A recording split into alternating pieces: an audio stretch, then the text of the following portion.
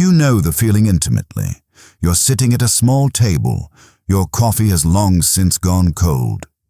You glance at your phone screen, watching the minutes tick by, waiting for a message that continually shifts the horizon of their arrival. Running 10 minutes late. Then, traffic is terrible, be there soon. Then nothing but the agonizing silence of a screen that refuses to light up. In that space, that quiet, shrinking space of waiting, something inside of you begins to hollow out. It is not just annoyance. It is a slow, creeping humiliation. Yet you stay seated. You rationalize. You tell yourself that they are busy, that their life is chaotic, that being understanding is the mark of a good friend, a good partner, a good employee. But beneath the rationalizations, a darker psychological truth is playing out. You are participating in your own diminishment. Every time you accept the chronic disrespect of your time, you are subconsciously signaling to yourself and to them that your existence is entirely subordinate to their convenience. You endure the wait because you secretly hope your infinite patience will eventually buy their respect. You believe that by making yourself small, accommodating, and perpetually available, you will secure their loyalty. But human psychology does not reward infinite accommodation with respect. It rewards it with exploitation. The paradox of human connection is brutal. The more readily you offer your time to someone who does not value it, the less you actually exist in their eyes. You stop being a person with a life of your own and you become an appliance, a fixture, a phantom lingering in the periphery of their world, activated only when they finally decide to press the button. 2,000 years ago, the Stoic philosopher Seneca looked around Rome and noticed a bizarre contradiction in human behavior. He observed that men would guard their physical property with lethal force. If a neighbor encroached on their land by a single foot, they would take him to court or draw a sword. They guarded their gold, their estates, their physical borders with absolute paranoia. Yet when it came to their time, the very substance of their lives, they left the vault doors wide open. They allowed anyone to walk in and steal hours, days, and years, offering it up freely to casual acquaintances, endless arguments, and indifferent companions. We do exactly the same today.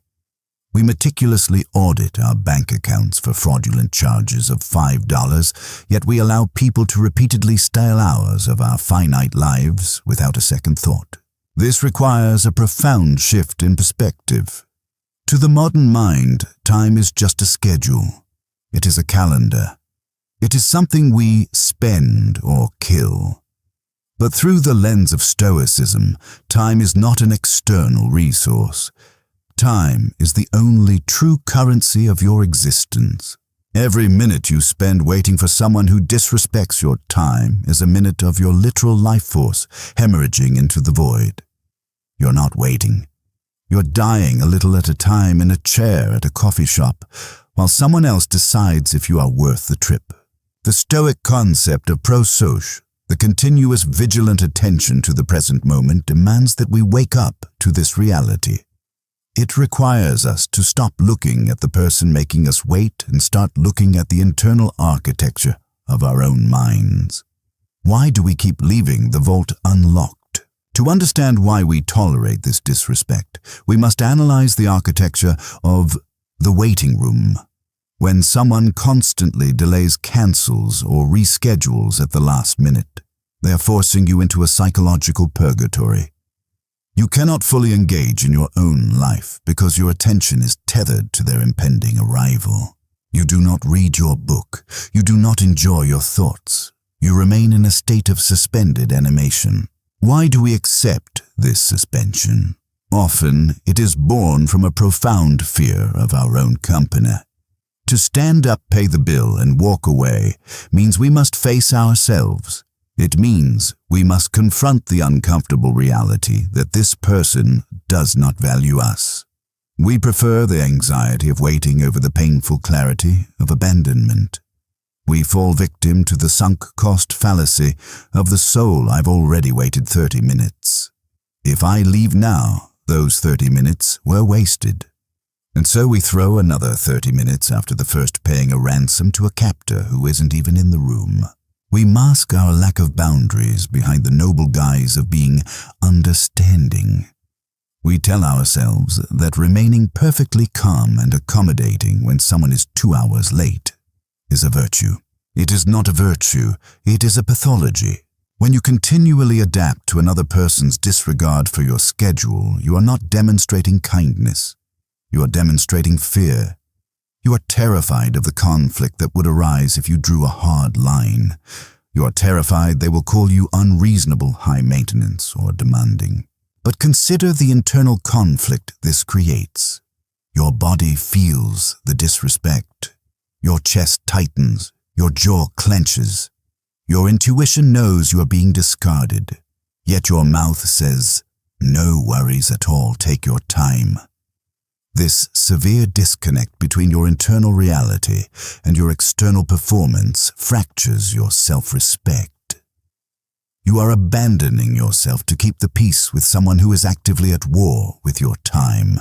The Stoic recognizes that you cannot control another person's punctuality, but you have absolute control over your own availability. True strength is not suppressing your frustration to appear polite. True strength is looking at a situation, recognizing it as unacceptable, and quietly removing yourself from it. When you finally realize that a disrespect of your time is a disrespect of your existence, your reaction must change. The amateur driven by ego will erupt. They will send the furious text message. They will demand an apology. They will try to make the other person understand how much they have been hurt. But this is just another form of begging. It is demanding that the person who stole your time now validate your anger. You are still giving them control over your emotional state. The Stoic approach is Autarkeia, inner self-sufficiency. The response to chronic disrespect is not a theatrical confrontation. It is a silent, unannounced withdrawal of your presence. If they are consistently late, you do not wait. You leave. When they text you asking where you are, you reply without venom but with absolute finality. I had other things to attend to. You do not over-explain. You do not negotiate. But here is the hard truth of the Stoic neutrality clause. Walking away is not a manipulation tactic. You're not withdrawing your time to teach them a lesson or to make them suddenly realize your worth. They might never realize your worth. They might get angry that you left. They might call you arrogant, inflexible, or selfish. They might easily replace you with someone else who is willing to sit in the waiting room. You must be entirely prepared for this outcome. Stoicism does not promise you social victory or the sudden, awe-struck respect of your peers. It promises only inner independence. You withdraw your time simply because it belongs to you and it is required elsewhere. You step back because your life is too brief to be treated as an afterthought in someone else's. There is a clock somewhere in your room right now. If you listen closely, you can hear it. Every tick is a sound you will never hear again. Every movement of the hand is a fraction of your existence vanishing into the past, irrecoverable, gone forever. The people who squander your time are not malicious. They are simply asleep to the reality of their own mortality, and they are perfectly willing to drag you into their slumber. They believe there is always tomorrow, always another hour, always a next time to make up for the disrespect of today. You cannot wake them up. You cannot force them to see the hourglass draining on the table between you. But you do not have to sit there and watch the sand fall with them. You do not have to finance their carelessness with the limited currency of your own life. The next time you find yourself waiting in the cold silence of someone else's convenience, ask yourself a single defining question. Who does this hour belong to and why are you giving it away? Would you like me to refine any of these sections to lean even further into the psychological analysis or adjust the metaphor of the waiting room?